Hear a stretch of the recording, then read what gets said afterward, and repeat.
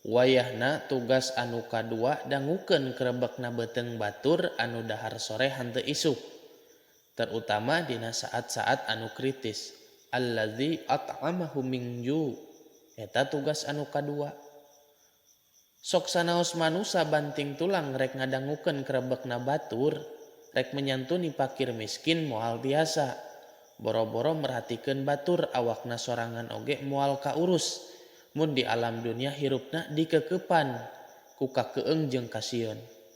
Sagala sieun, rek dagang sieun, rek ngaji keueung, rek tani oge sieun, rek sare sieun, rek tableg nepi ka ayat Quran teh dipilihan.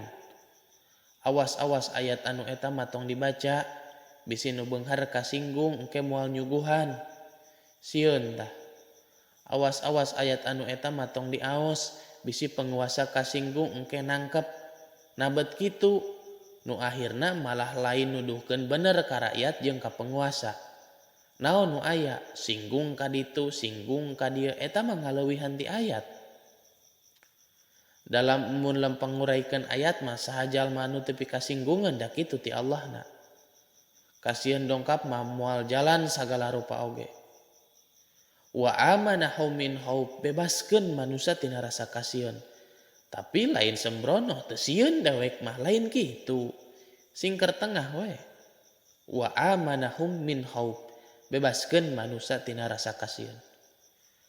Hadirin kaum muslimin, dina anu tadi migawe tilu pagawean teh anu kusim kuring disebut, gubrag wae Allah ngalungsurkeun manusia timilih bari langsung dibere jabatan harita keneh, kontan dibere tugas Rasulullah sallallahu alaihi wasallam. Ari tugasna teu aya kajaba iwal teh dititah ngokojuan jeung nyontohan pagawean tadi teh ka umatna. Contohan ku anjeun Muhammad, umat anjeun dina raraga ngabakti ka nu maha suci, anjeun contohna.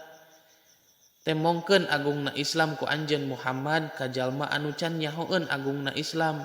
Cara nembongkeunana syahidan. Ya ayyuhan nabi inna arsalnaka syahidan.